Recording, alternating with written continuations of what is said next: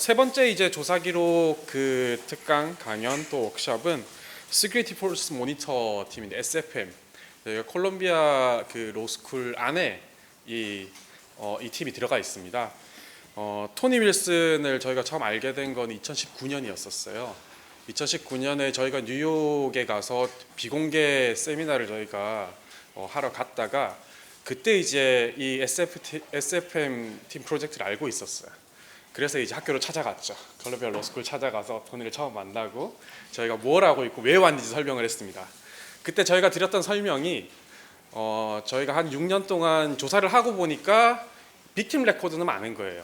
피해자 바이올레이션 이거는 많은데 가해자에 대한 조사가 우리 커뮤니티 전체가 많이 안 돼 있었고 저희도 안 되어 있었고 그래서 막 시작하려고 하는데 어떻게 나중을 생각하고 모으기 시작하면 좋을까라고 하면서 처음 갔었고요. 그리고 이제 코로나가 3년 동안 묶여 있었죠. 2021년에 이제 코로나 때문에 여행을 하기 직전에 저희가 운이 좋게 한 번 더 갈 수 있었어요. 그리고 2023년에 뉴욕을 또 갔었어요.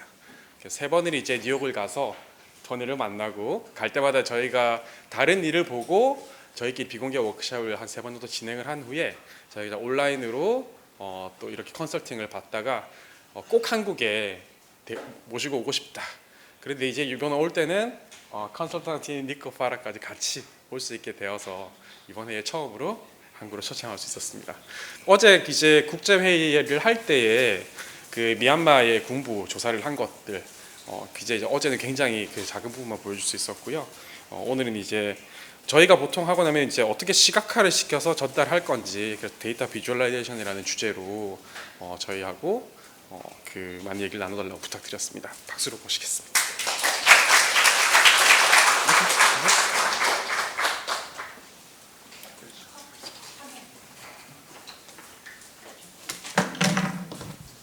Hi everyone, Tony. It is not showing up. I will describe the It data turns visualization. blue, displays. Yeah, that's my computer wasn't picking it up. Well, let me unplug it again. Patrick, did something? It went blue during yours. Was that something that you triggered when it went blue? No, I noticed that. All right. Maybe somebody got the HDMI cable. So that's a yes, I did break it. Yeah. Have we tried plugging it back out and back in again? All right. All right, that should now. Wonderful. Perfect. Thank you. Thank you. Wonderful. So, hi everyone. I'm Tony Wilson, founder and director of the Security Force Monitor, joined by my fearless colleague Niko, and taking some inspiration from the presentations before. And thank you so much, Hubert, for the kind invite and for chasing us down in New York every time and doing the work and then extending the invitation. It's wonderful. I must say, I think I've eaten much better than you in New York. So I'm always looking forward to coming back many times in the future. So just very briefly about myself and kind of why I'm here and doing this work. So the Security Force Monitor really started post-Arab Spring when I had the opportunity to meet with activists who had been jailed, who had been abused by their governments, and who were still advocating for freedom and rights of their countrymen, even though they were living at that time in exile. And meeting them was incredibly inspiring, also incredibly clarifying for what very limited role I could possibly have to support the incredible work that they were doing. And it was this. It was thinking about how to map security forces, go through all of this information, and perhaps, hopefully, be able to connect it to the incredible documentation work that is going on around the world about abuses committed by security forces. So that's kind of why I'm here and what I'll be talking about today, and throw it over to Niko. Hi everyone, I'm Niko Pera. I'm a computer programmer and I'm a consultant to Security Force Monitor. I've been working in human rights off and on, I guess for about 10 years now. I co-founded the Syrian Archive and I've been with the Security Force Monitor for about 2 years now, right? Quite a bit, and in those 2 years I've had a lot of trouble when people ask me what we do or what I do, and so I'm glad we have a whole hour to talk about it today, but also I just want to commend Patrick for being able to explain it in about 30 seconds in a very good way, and I'm excited to keep talking about that and kind of trade learnings on the programming data part of it. And in my part of the presentation, I'll be kind of just doing a deep dive on how we structure our data models. And on that note, I want to thank the translators for not only being human rights experts now, but also computer science and statistician experts with everything. Yeah.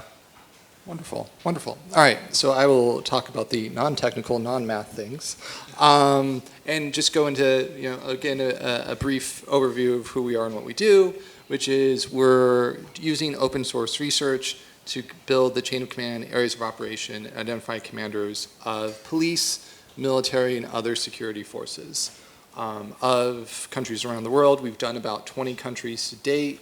Our most recent work that's publicly available is on Syria and Myanmar, which I'll show some examples from. We've also mapped the Saudi-led coalition in Yemen and the U.S. support for that coalition, the Nigerian army, the Mexican army, forces in the Sahel as well. And what we do is we always bring our experiences and continuously learn as we go from country to country, bringing in lessons learned, because there's a lot of similar logics for how security forces are organized, but also how the sources of those forces, how you can find information about those forces and the sources that report on them, how they report on them, how that information kind of comes together, where that information may be, as well as maybe the foibles or the errors prone in those sources. So today I'm going to talk about similar things. You'll see similar slides, but the focus of it's a little bit different and kind of on the highest threshold of how this data can be presented and hopefully be useful, which is in legal proceedings or submissions to kind of investigatory bodies. And so a couple of questions that we always have is like, yeah, we have, and Niko will show, we have really comprehensive data sets and we have all these things. That's not the things that are going to advance arguments or be sort of digestible. So, a couple of kind of questions we always have when we're thinking about doing our analysis and showing our information visually is, can a judge understand it? Is it transparent for the defense, which is important because the defense's job is to eliminate information and evidence. So if it can be transparent, it can be understood, that means it can be submitted, it can be used. And then, could a prosecutor rebuild it? As much as, I believe in the research we do and everything we do, like, they're going to want to check. They're going to want to see those sources. They're going to want to do their own work. They're not just going to take our word for it. And in fact, our whole model and how we approach this is because we do that open source research and because we have the sources from which we've drawn the information, we say, don't trust us. You can look at all of our information. You can see where everything came from.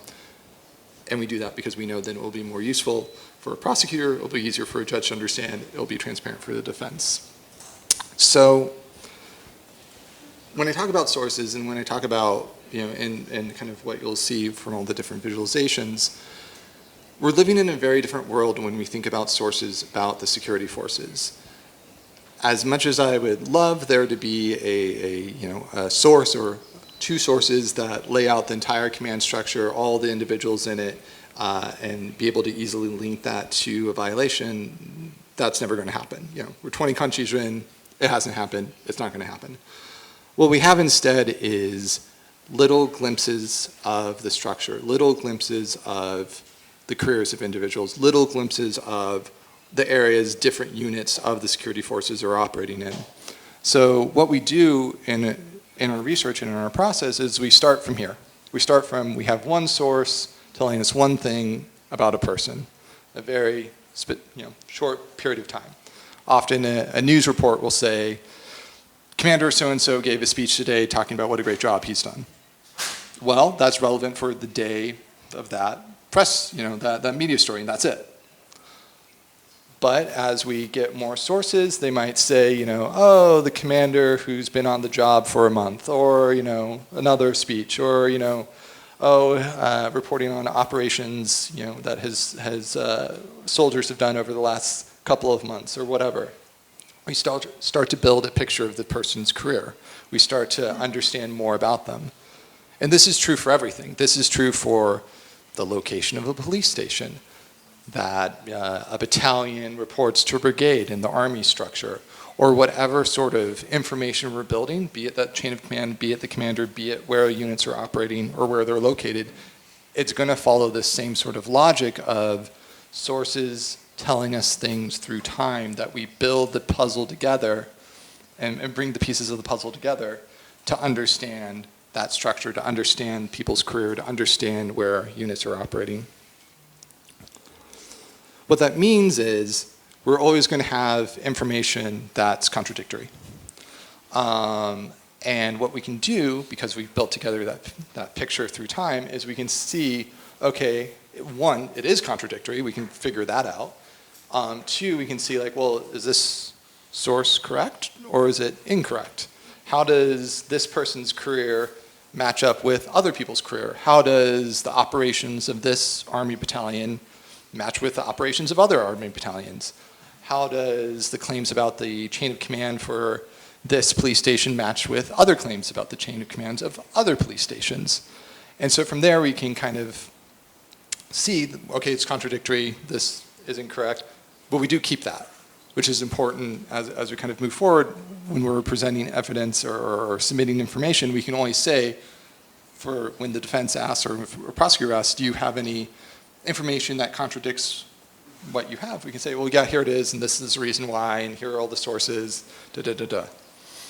But it's important that that's always going to happen, and it's not going to be because a government or a force is being nefarious or they're trying to hide information. 99% of the time, it's going to be simple human error. Simple just, governments around the world have gotten the geography of their country wrong, where they said, oh, it happened in county, county X. County X doesn't exist. Why they made that mistake, I don't know. They just do. They just do. Or this person's in this posting, you would think it's a very senior, army commander. They must be getting the information correct. It's from the government. It's in a press release talking about what a great job senior army commander did. It's incorrect. It's just what they do. So this is just a general kind of approach of how we're building the information, how we're pulling it together. And as I move through the slides, so everything is tied to dates. And everything is tied to dates because human rights violations happen in particular times, particular places, and thus our information has to tie together with it. So the first example of our work, and this is a sanitized version of an actual submission, is mapping the operations of the Syrian army in specific parts of Syria in specific timeframes. And so what's important with this is because we've organized our data this way, and because that's also just what the sources of information are, we're able to say, okay, this brigade was in whatever location at these particular points in time, and then on these particular dates, or on these particular dates. And so that allows us to see where there's linkages, or where maybe they were there before or after an event, or continuously through an event's time period. But it makes it useful and accessible for the prosecutor, for the defense, for submission of, we're not just presenting them a map and saying, here's the location of units, because those units aren't always there. They're not going to be there from the beginning of time through the end of time. And so being able to show it, being able to say this is where we got the sources of information for each individual claim. Here's a source of information for this, for that, for that, for that. Makes it so we can build this visualization and we can back it up with the sources that it was drawn from. Similarly, we can build the chain of command. And this is where our approach is different from human rights work, in the sense of we're going to have information that's not connected to violations. And that's actually important because it gives context to what we know, or the units, the commanders, whoever, that could be connected based on time, location, what have you.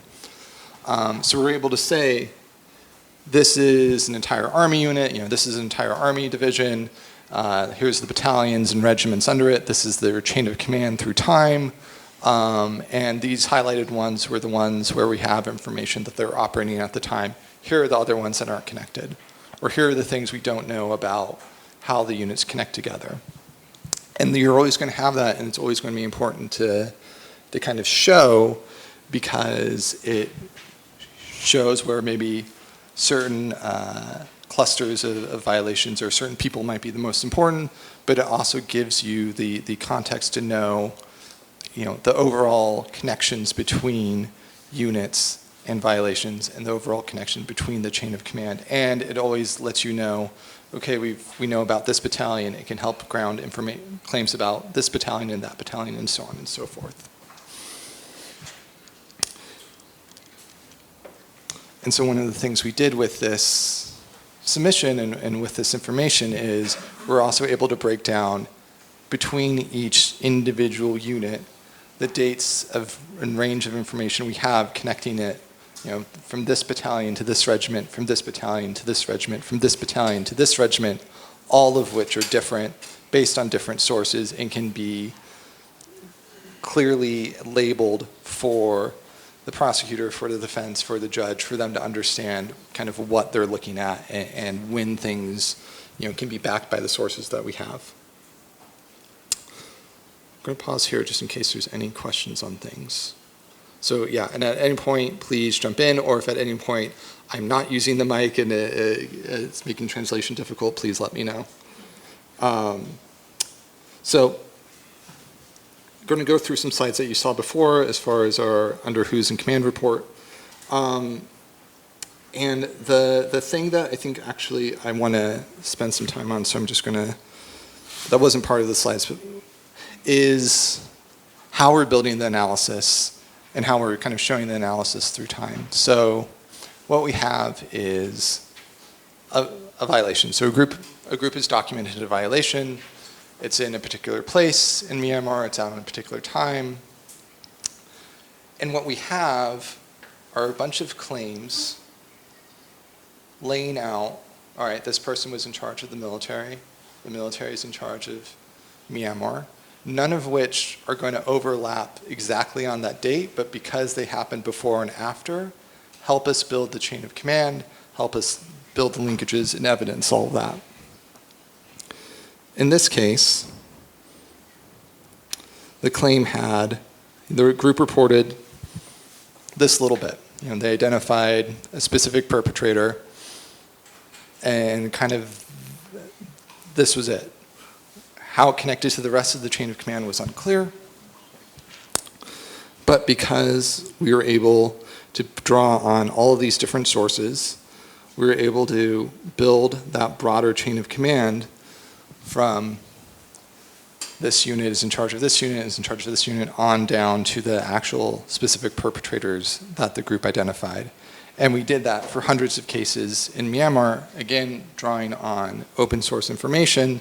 So, you would have one news report that would say, this person is in charge of this unit, or a news report that says, the unit that they're in charge of has control of that township, or this person's in charge, they have this rank, so on and so forth. And building those pieces through time allows us to build this overall picture that's drawn from hundreds of sources, none of which overlap neatly or exactly with the violation itself, but can be drawn together into a broader picture.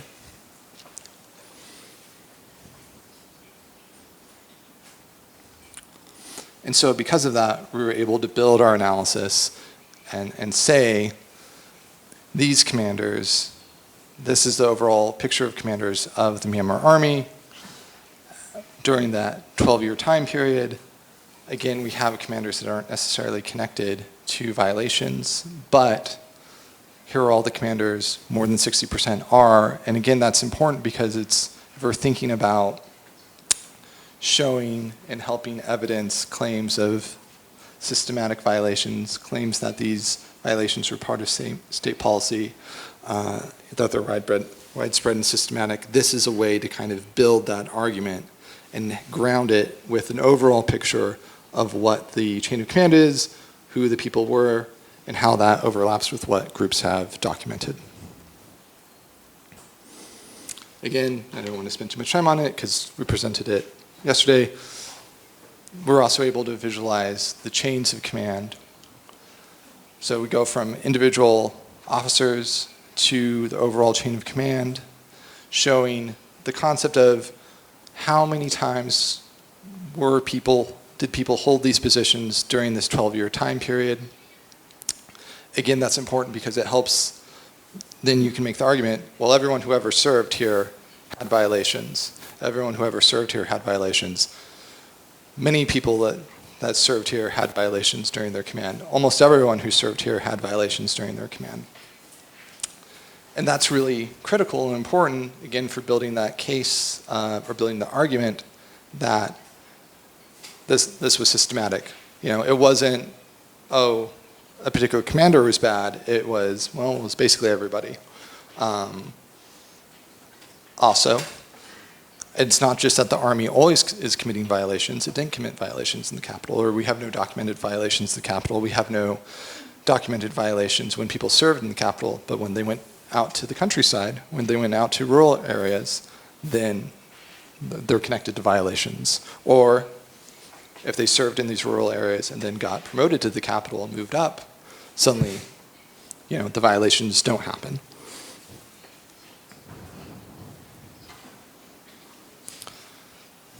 Pulling all this information together, we're also able to visualize it with individuals, showing the overall chain of command, showing the individuals and their particular points in time that they served in particular positions. Here, I touched on it briefly. When we're investigating the security forces, we never assume someone with the same name is the same person unless there's sources specifically saying Tony, who's commander of Police Station 1, was previously commander of Police Station 2. Then we can say, all right, that Tony is the same Tony. And that's really important because often people do have the same name and are not the same person. Or even if they are, we want to be able to back everything we say to a source that says this is why we're saying these two people are the same person. And if we can't do that, we shouldn't do that, and we don't do that. Similarly, again, this is a singular violation that we're able to visualize and show and kind of nod to all the different sources. If you go to the report, you can click and see the sources for the different things. What's really important here, and I think will be important in the North Korean context, is we have in our data model and how we organize information that there can be multiple overlapping chains of command simultaneously for units. Units can change through time and space what their chain of command is. Chains of command can start, they can end. People's careers can start, they can end. We're able to model all of that, but then able to visualize it in this way that shows, okay, for this specific incident, this is what we have. We chose one that's where we kind of have everything.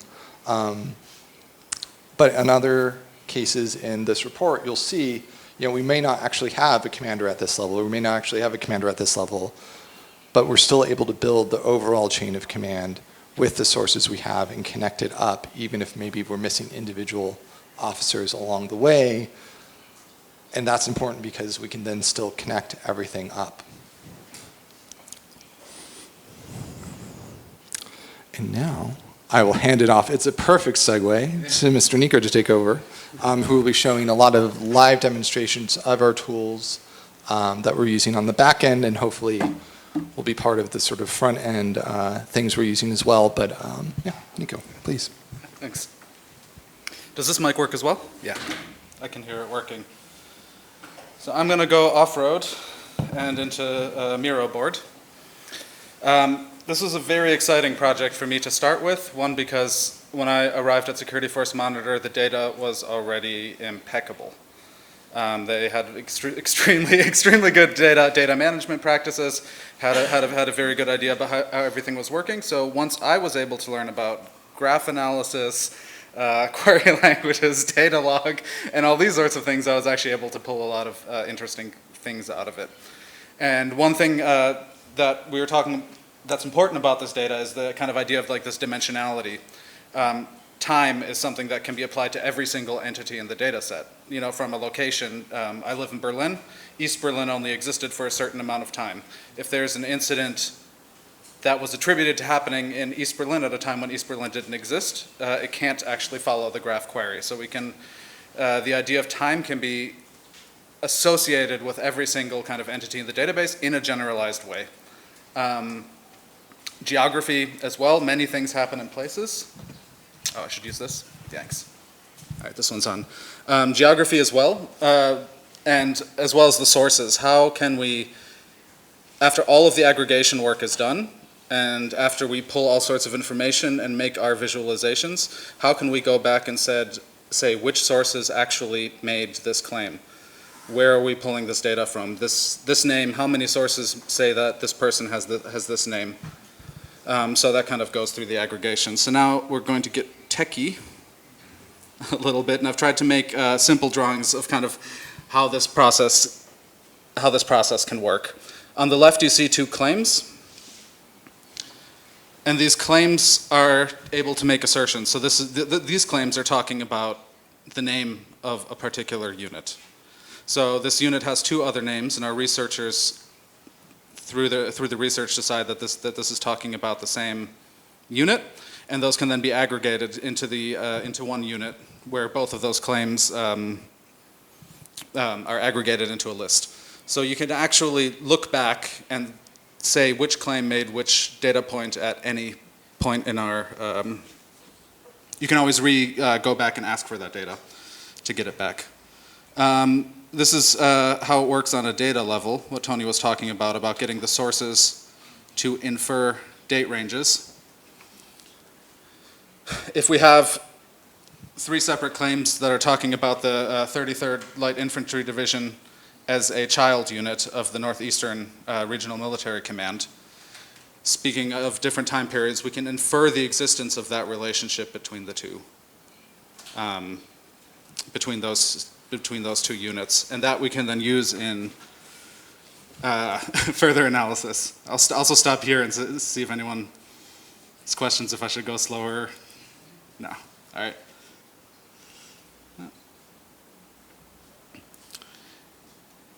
Using that, using that we can actually make the relationships between particular entities, we can actually make recursive queries and kind of go up the chain if those things existed in the same time period, and place an incident as a positional to the first bureau because that was in a region that contained the township or the sub-region that the incident happened in.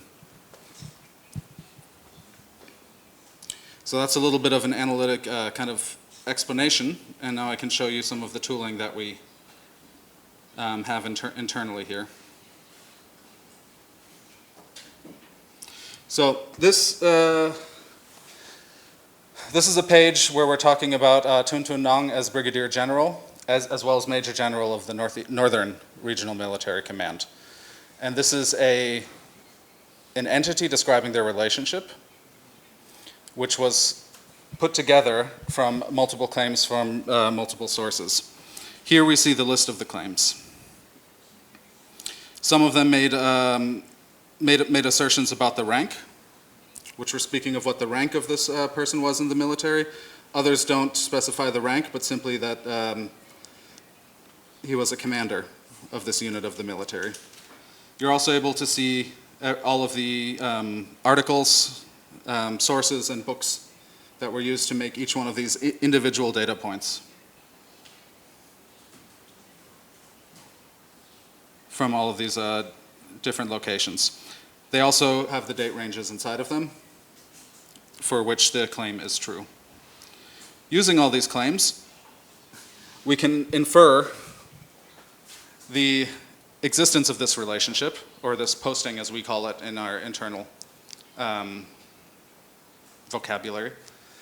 So we can infer the entire range of this person's posting using the spots of the claim. So this is showing the kind of the programmatic way that that's happening, what Tony was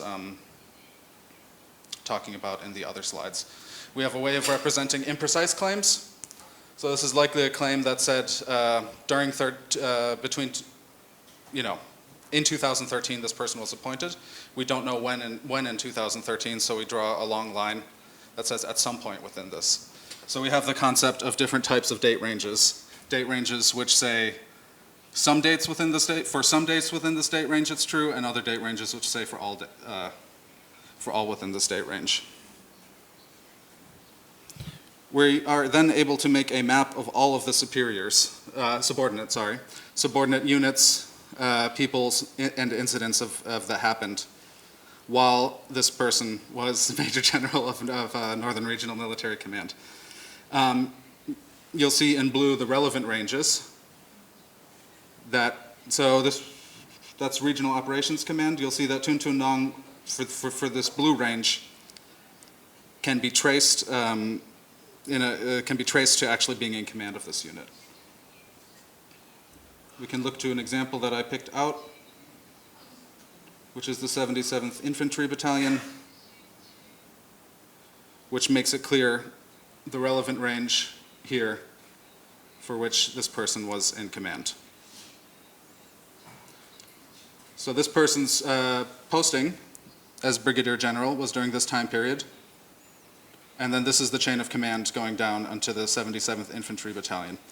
I picked this example because you'll notice there's a line right here. And that is an incident. And that's an incident that the 77th Infantry Battalion did.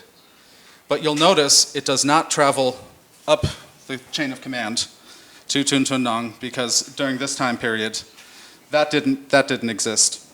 If it was cut off from at a different point because the relationship of a subordinate unit didn't exist, it would also make that relevant path lesser.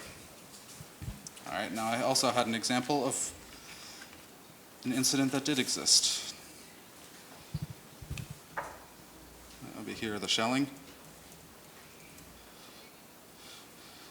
So we can look at a shelling that can be traced to that time period, and this is how it does go up that chain of command.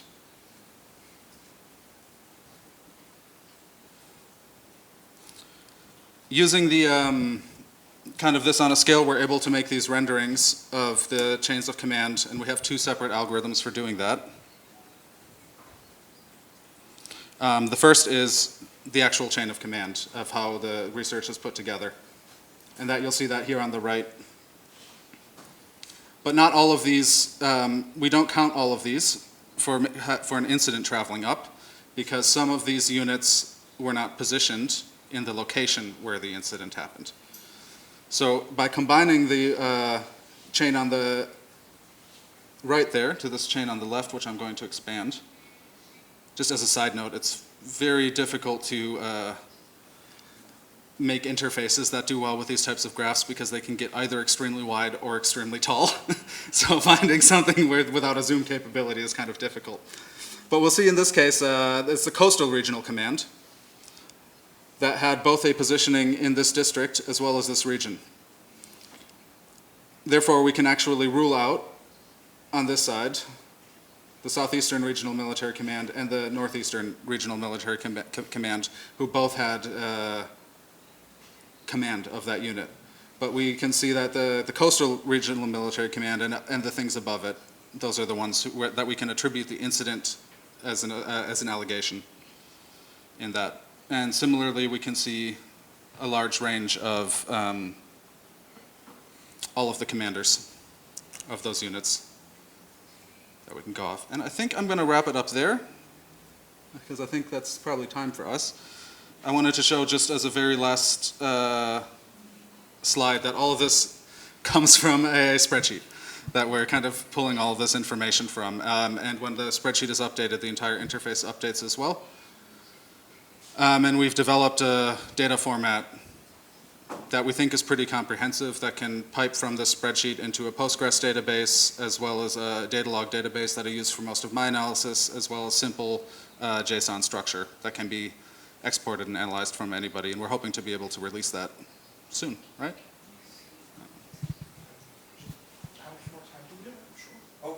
Let's keep going. Tony's turn. All right, we're talking spreadsheets. We're talking spreadsheets, We're so going I from get graphs to really excited. spreadsheets. Yeah. I was like, oh, this complicated technology. Let's go back to spreadsheets. So much easier. It's so much easier, so much more user-friendly.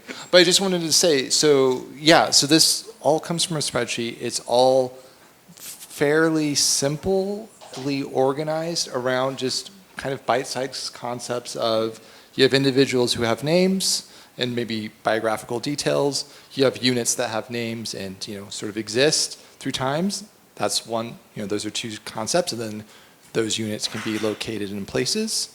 That's another concept. Those units can have relationships with other units. That's another concept. Individuals can have jobs. They can have postings. That's another concept. And then you can have incidents that have locations and time. And just pulling them all together, that's what allows us to do that analysis, the very sophisticated analysis and things that Niko is showing off. But the kind of fundamentals of it are hopefully very straightforward and could be used to tie together with documentation around those kind of simple concepts of date and location, and maybe description of perpetrator, police, army, what have you, or an individual perpetrator. But all of this is learnable, easy to do-ish. Takes time, but also very open and hopefully accessible. So.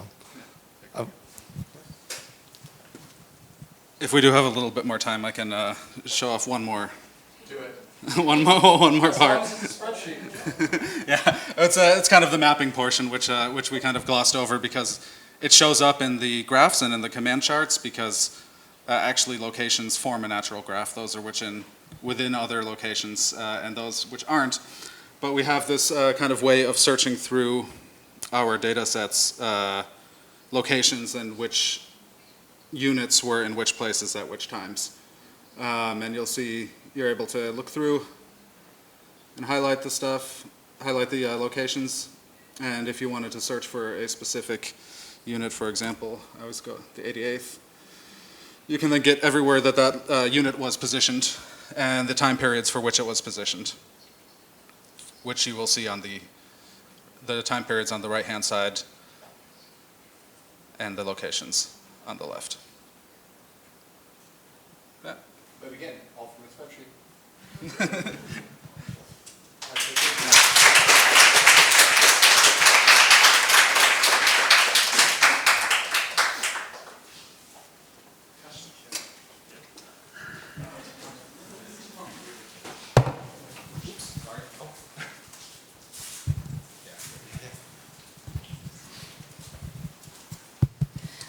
Thank you, Tony and Niko, for your excellent presentations and then good visualization. I really love the visualization.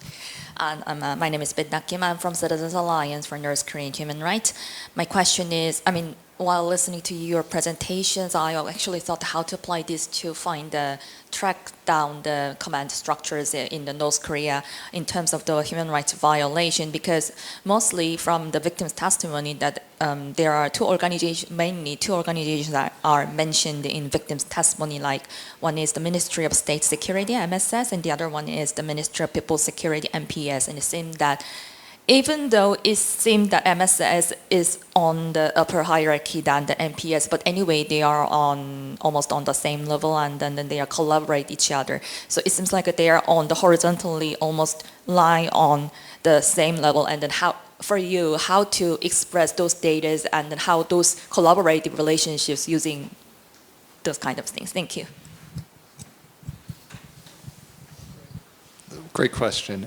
So what we have found, and I think will be true for North Korea as well, is there's going to be a universe of sources, primarily going to be books and other sorts of non-victim-based testimony that will lay out concepts of organization. So for Ministry of Public Security, let's say, hypothetically, although I think this is true, it says the Ministry of Public Security is organized around, at the provincial level, district level, and village level. Well, we have OpenStreetMap, which lays out how many provinces there are, what districts are in which province, which villages are within those districts. That gives us, an insight into a potential chain of command at a specific point in time of that source. So if that sort of broad-based claim is repeated in other sources through time, then we can start investigating and say, like, okay, well, these sources say each province should have a provincial command. Each district within the province should report to that provincial command, so on and so forth. And then we'd have the overlapping authority of the Ministry of State Security, which would, I think, also be largely provincial, district, village-based. What we've found in security forces kind of broadly is there's always going to be territorial commands that are organized in that way, and then there will be some sort of specialized units within that broader structure that can be either deployed or either serve in parallel to those. So a Ministry of State Security specialized unit that deploys to a province but still reports up to the central Ministry of State Security and doesn't fall under that provincial authority, or because it's in the province, it does fall under provincial authority for the time that it is deployed in that province, sort of thing. And so that's kind of how we would do it. And then the kind of second step would be, if there is descriptions of what the perpetrator was by the victims or by the documentation organization. So if they say I'll just use, if they say, oh, it's Ministry of State Security, okay, well, we code each unit with a classification. So every police unit is classified as police, every military unit is classified as military. If it's an army unit, it has an additional classification of army. So the human rights reporting says the police did this, even though we'll have military or army units in the same location, those are discounted from being a potential perpetrator because they don't match the classification. Similarly, like, this is something that happens quite a bit. When the perpetrator is army, we're going to include the Navy, we're going to include the Air Force because those are, if the perpetrator is military, we're going to include the Navy, we're going to include the Air Force because those are military units, or if it's police broadly, we're going to include, maybe a specialized riot police unit. But if it says it was a member of the riot police, well, the regular police are excluded. So that's sort of how we would do it in the, drilling down into potential perpetrators or potential connections to the violations. I don't know if that, okay. 다음 질문하실 분 있으신가요? 저희 먼저 질문을 한 3질문 정도 받은 다음에 그 답변을 시작할게요. 질문 있으신 분 손 들어 주시겠어요? 2분이요? 알겠습니다. So we will first receive questions and then we'll proceed.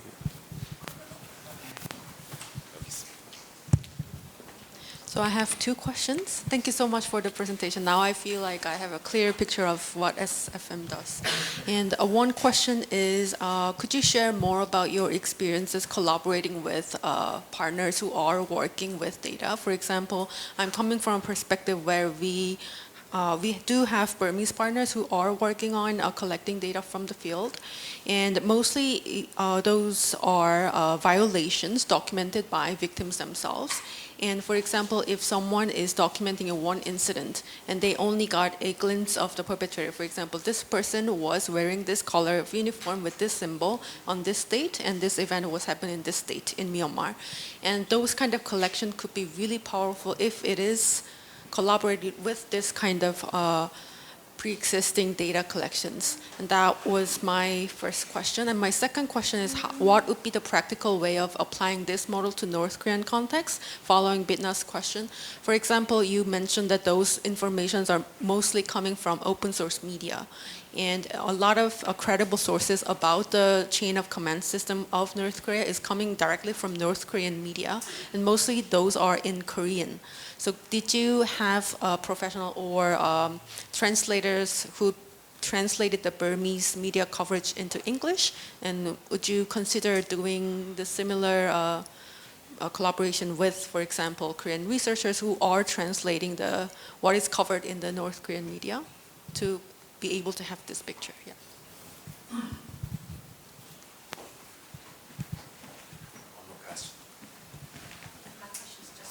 Okay.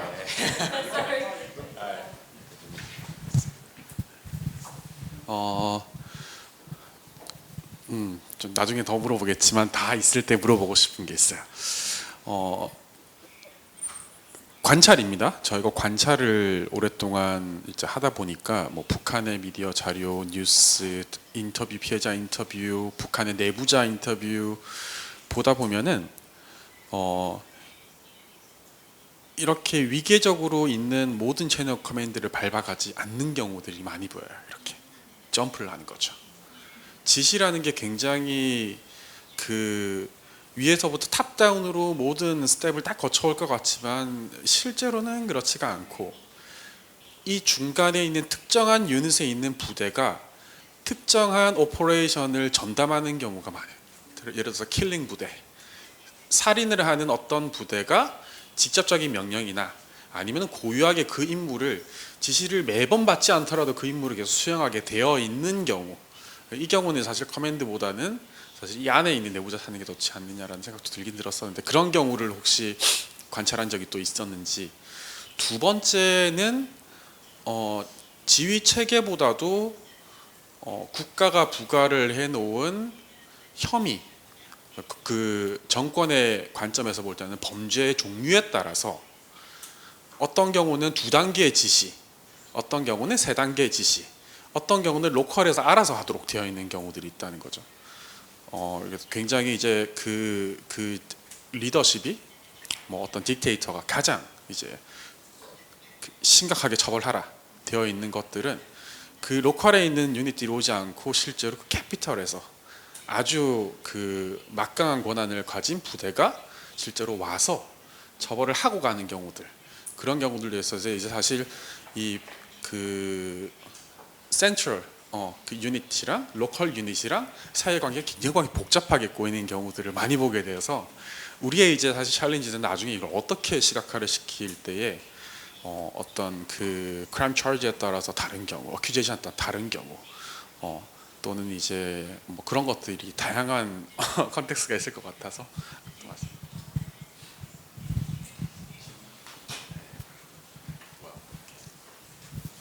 Yeah, thank you for allowing us to have a pick on your fantastic work.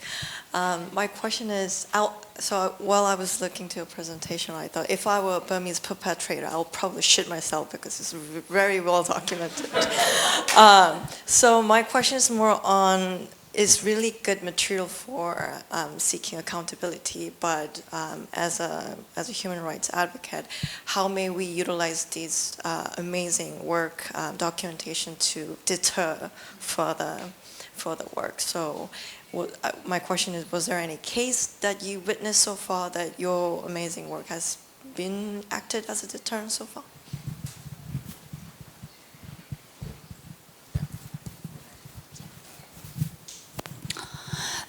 네, 지금 가해자에 대한 명령 체계를 확보한다는 것은 피해자가 있기 때문에 가해자의 명령 체계가 나왔을 겁니다.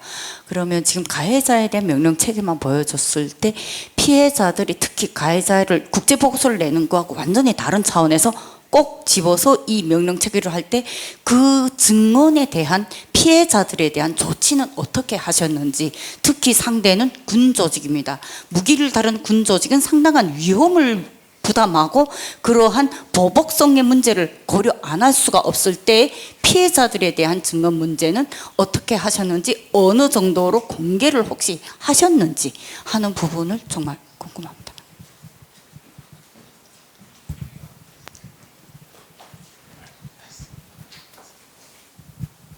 Thank you for your great questions. I'll actually do the last question first, which also then ties to the first question of how we work with partners. Our role is really small. It's really focused on doing this research, relying on sources that are publicly available and thus not tied to victims' testimony. Any sort of confidential information, any sort of engagement with victims, any sort of engagement with people at risk, we are not equipped to do it responsibly and ethically, and so we do not do that. We really rely on the partners for that.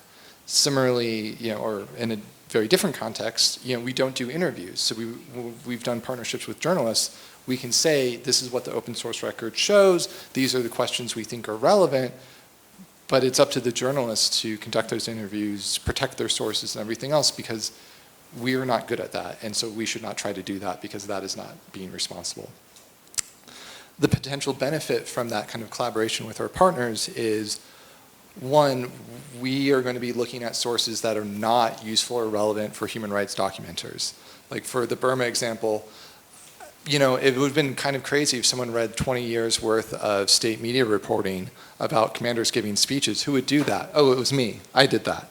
But that's not helpful for human rights documenters, but I can bring that information to our partners and say, this is what we have.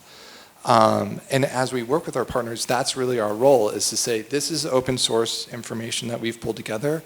Please take it and use it for what you're doing. If the groups always have confidential information or sensitive information, we do not want it, we do not need it. If we're going to do a collaboration, we are structurally set up that our job is not to take information from groups, our job is to give our information to the groups. We can work collaboratively to think about how the groups or the partners can organize their information so that it's complementary, so that our information can be maybe more useful to them. But victim information, sensitive information, personally identifying information, we don't want it, we don't need it. That's not what we do, and we shouldn't hold it. And so our collaboration with partners, right, is really to kind of push that information to them.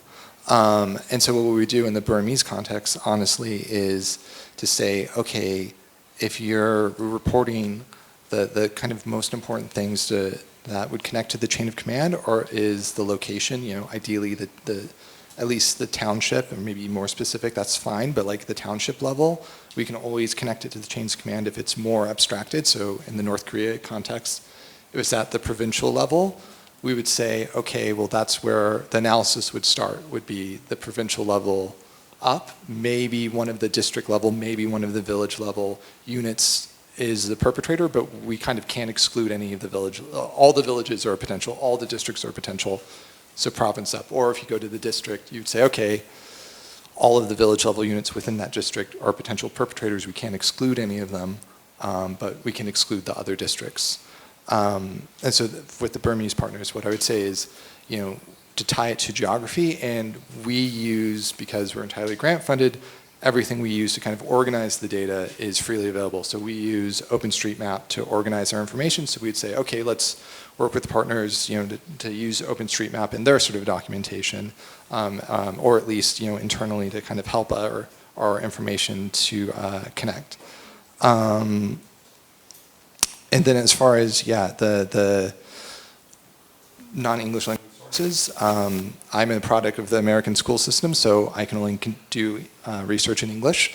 So we have a long track record of working either with partners to train them to kind of do the research, and I can work as kind of research reviewer and help bring that information from local sources into our model, or grant funding dependent, we can hire someone who can work in the local language as well as a researcher to kind of push that information to partners. We have had thus far, hopefully we continue 100% success rate training people to do this. It takes a little bit of time just because it's a different way of approaching the problem, but it's not, I wish the answer was like, I'm so smart, no one else can do it. That's not the answer. It's people very much can learn how to do it. It's just looking at a different world of sources and thinking about how to organize them. Anything on any of those questions? I can keep going, but. None on those, but talk about the traveling unit. Oh. I think we're looking at one, is all I wanted to say as to your question. Oop, the channel switched by accident. I think we're actually looking at a traveling unit right now. Well, this is a mix of them. I've got a search going, but the 88th Light Infantry Division, I believe, is one of the divisions that would travel around for specific purposes. So this is kind of built in. We can put a unit at a location at a specific point in time outside of the command chain and it'll kind of form that. You probably have more to say. Oh, yeah, totally. So yeah, this is actually a great example. So you can see the unit is traveling around, and for Burma, actually, in total, there's 200 plus units that travel around the country whose chain of command is partially dependent on where they are when they are. So they always, all of those units always have one chain of command to the center, and that's consistent. Just they report to the top. You know, they kind of bypass any sort of regional command or anything else, and they can get their orders that way. But also, if they're in a particular spot, they can also get orders from that regional command. And so you have those two lines of command, and when you're thinking of that culpability, exactly. Similarly, I'm sort of thinking about deterrence and thinking about bringing evidence or information to light. One of the things that I think doing this research really maybe helps illuminate, hopefully, is there's always going to be a notorious unit. There's always going to be a notorious commander. What we often see country to country is the middle manager problem. There's always somebody in the middle. They're not the field commander who the local people might know. They're not the top person who's going to get the media attention and scrutiny, but they're really important, and there's a lot of them, and you know they're in this chain, and they are also the ones in some ways that have the highest impunity. In some ways, obviously the people at the top always have the highest impunity, but being able to understand the command chain and kind of put them in that helps in some ways to, because the people at the bottom or the people in the middle know the top people are always going to be the most protected, but if they start getting nervous, that's when sort of things can change. Or if we're thinking about any sort of transitional justice or other sort of processes that are not necessarily maybe hard criminal accountability, there's also maybe a possibility of attention being directed only in one place when it actually should be more diffuse about the broader institutions and the people that make those kind of systems of violence possible.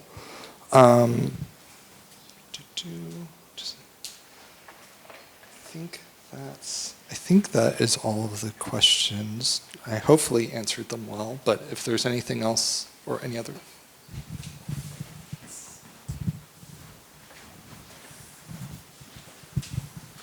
We can all geek out on your Excel sheet, as we all do. In any of the countries that you cover, have you seen any patterns, or is it possible to see any patterns of movement within the chain of command or shifts within the positioning of jurisdiction? I ask because it would be interesting, depending upon, of course, the amount of data that you have, if we can see if there is a systemic way that the state is actually shuffling its security forces.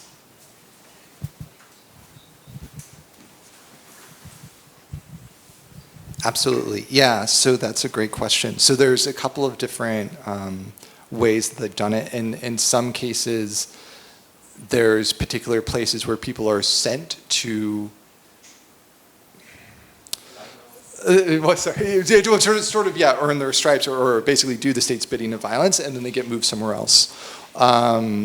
You know, or one of the things that we do is, you know, we're tracking the people's ranks, but we also build the sources to have a meaningful of like, okay, if someone's a major general and then they become a brigadier, or they're brigadier general and become a major general, is that a promotion? It is, and that's a way to see, okay, is the state rewarding people? Are people moving up the chain of command, or are they, you know, moving parallel but they're getting promotions? Similarly, if they don't, we can also see that. So for the Burma example, there's people who very clearly have a lot of career trajectory. So there's a field level commander who was on the ground in 2017 in Rakhine, and his unit has widely been documented as being one of the key players in the genocide against the Rohingya. He has moved up the ranks, and now he's in charge of, you know, operations in another ethnic area of Myanmar that's long been, where abuses have long been documented. There's other people, I don't have the answers for, where they've been fairly senior and then they're just never reported from again. They don't move up the chain of command, they don't do those things, and both are helpful for thinking about building this building evidence for command and control of the state and building evidence for state policy, if people can get rewarded or if they can get sort of punished, both show control, both show that the system is working, that there is a system, there's a system of rewards, there is a system of punishment, or there's a system of punishment by exclusion or punishment from sort of less desirable postings.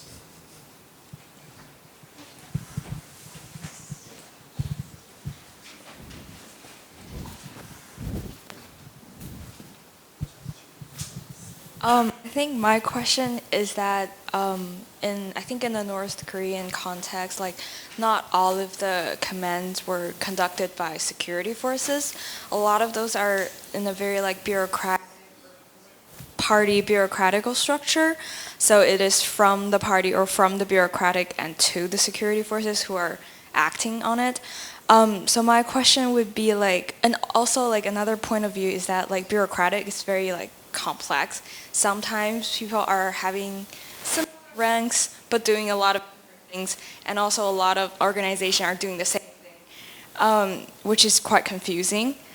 So my question would be like, how do we show that sort of like chain of commands, like from the bureaucratic structure to the security forces or something like that? Or if have you any?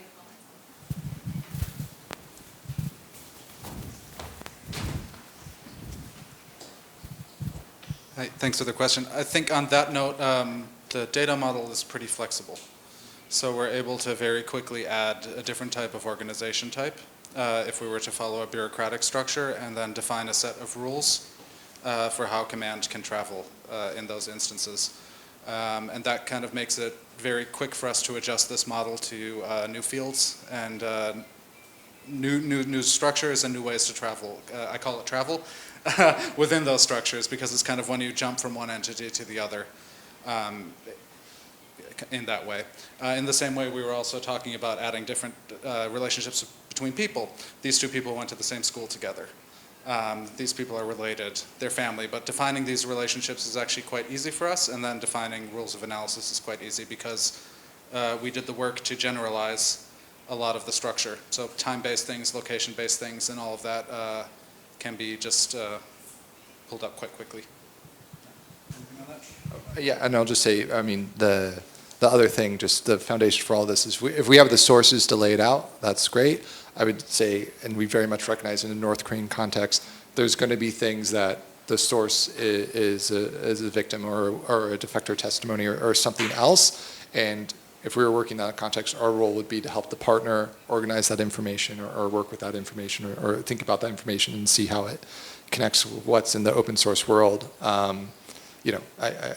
think in all the contexts, we know some things from the open source, but it's not all the things. But it's valuable and I think important, even if actually, this is, I think, especially important in the North Korean context, if what's in the public is wrong. That is really, I mean, so many groups have documented things or have information that is maybe even more valuable than they know because it's, the one violation that can get tied to this commander or it's something that contradicts something else. And like, that's really important to know, so. 마지막으로 한 질문 더 받겠습니다. I just want to ask very technical question. You collaborate with partners, your partners like for instance the human rights organizations. Did you also help them to build their own data model based on your own database, such as if one human rights organization want to add or tag different types of human rights violation related to the chain of command? I just want to know you guys help them to build their own data structure. Yeah.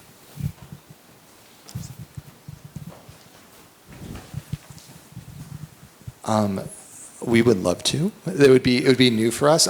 Just to be honest, that has not been the ask from partners thus far, but we would happy to do it. I would say there's really important, very complicated ways or very important questions and concerns about building a database or thinking about documenting violations. That really would be a heterodox question. But for the things that are important to that would be important or that would be needed to connect information about a violation to the chain of command stuff, that would be very easy for us to do and actually be quite small. And even I'll say one of the things we've done is we've gotten totally anonymized data that was just an ID, dates, and locations. And we said, okay, well, this is how it connects to our chain of command stuff, because the partner would have the ID number or things to kind of run that analysis. So for us, it'd be totally something we do. And actually, what we need to connect is really just date, location, and type of perpetrators. It's very, very small, and everything else about the violation would be, the group would know better, and Herodox or would know better about kind of organizing that stuff. We do actually also publish a lot of documentation on the data model. I personally have never read documentation in my life, but it is out there it is studyable.